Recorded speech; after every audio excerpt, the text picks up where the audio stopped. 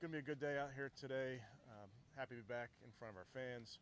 Move practice up into this morning, get some good work done today. It'll be a little bit different practice structure, short on the individual and then heavy on the team periods. We're going to extend the amount of plays in these periods so that guys get used to long drives offensively and defensively.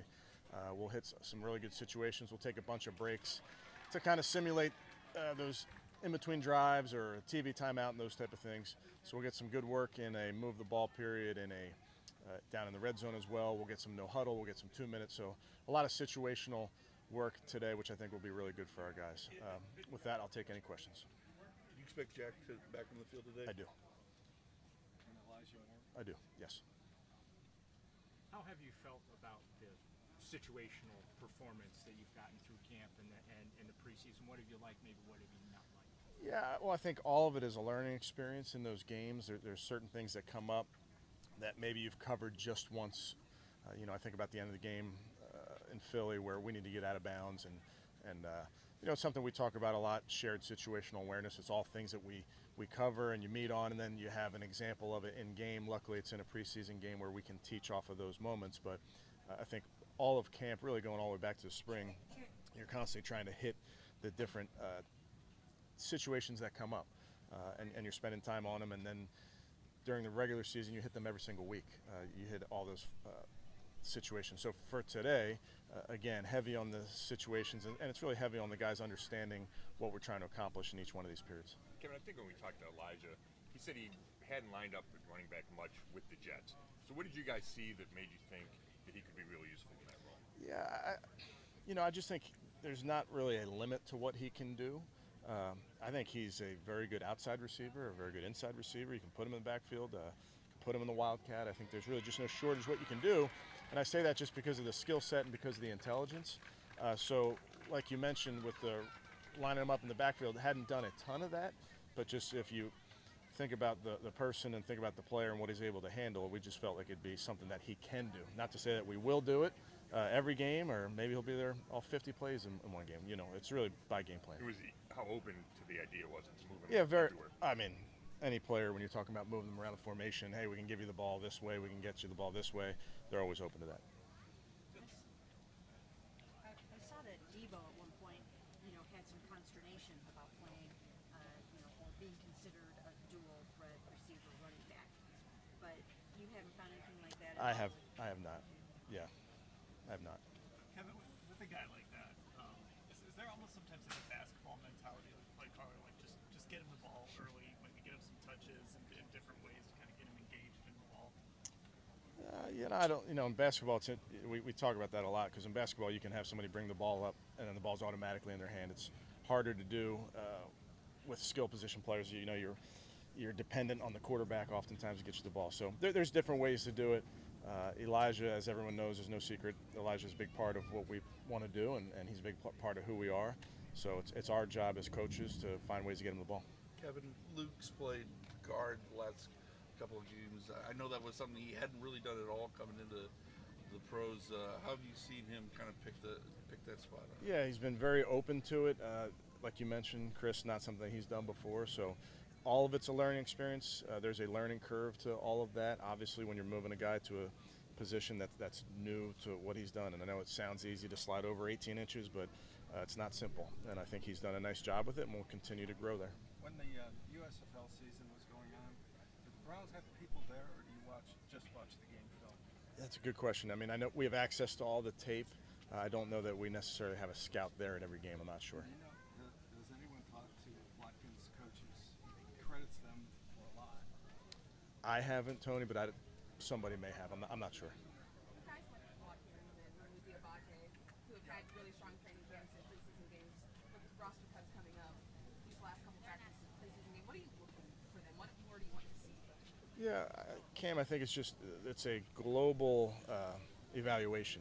We look at everything when making those type of decisions. Obviously, game tape is important and game performance is important. So is this practice. So are how they perform in the meeting room. So we look at it all. Obviously, our fans and everybody gets a glimpse into those games, and they're important. They're under the lights and they're keeping score. But really, it's a global evaluation. Kevin, you've mentioned a lot about the meeting room. So without giving anything away, Yeah. what makes a player, especially a young player, good in a meeting room? Well, I think we just spend so much time in there, just by the nature of our schedule and the nature of how you get players ready to play for practice and ready for the game. You spend a lot of time in the classroom. We try to do as many get up and walk around meetings in the indoor as you can as well. But in that meeting room, you're covering a lot of ground. You're watching tape, you're looking at play diagrams, you're quizzing the players. So the more attentive you are, the more ground that you can cover in those meeting room settings. I think it prepares you both to play on the grass out here and to play in the game. How did Martin Emerson and some of your other cornerbacks fare in those joint practices Yeah. against the Eagles? Yeah, I mean, obviously they got tested, as you know, Mary Kay, just going up against that wide receiver core. So they got some really, really good work versus those guys. I think MJ continues to progress. He's had a good camp to date, and I think he's a young man that I think will just continue to get better. Kevin, there's heat warnings throughout the Midwest coming for this week. Do you see that as good prep for Saturday's game at 1 o'clock, or will that change kind of who plays because we're looking at 90s and 100 degrees? Yeah, I was just actually checking that just 10 minutes ago. So I think it's 91 on Saturday in Kansas City. It's 103 the day before. So it's going to be hot. It'll be warm here later in the week. It could be warm September 10th at our place. So you have to acclimate to the heat safely, obviously. But that's something that we've really had our eye on and things that we've been working through all the way back to Greenbrier. Is it too early to reveal any playtime? No, the starters will play. Similar to that Washington game, we'll play the starters, probably 20 to 25 plays. There are some guys that all hold out from the game as well, but we'll talk about that maybe later in the week. Did you talk to Andy Reid about that at all? Do you communicate, hey, this is how we, just so he can be prepared? We will have that conversation. They just played yesterday. They also play. They're the early game. They're the Thursday night game, so I don't know how that affects their decision making. With guys like Sione, Anthony, and Jakeem, do you feel like you need to see them in some preseason action just because they're coming off those injuries? Or maybe reluctant to play them until week 1? It's so dependent on the player and where they are in the rehab and what they can do and what medical suggests they should do. So that's all case-by-case basis. I think if the guys can play in those situations, they will. If it's better off that they don't play, they won't.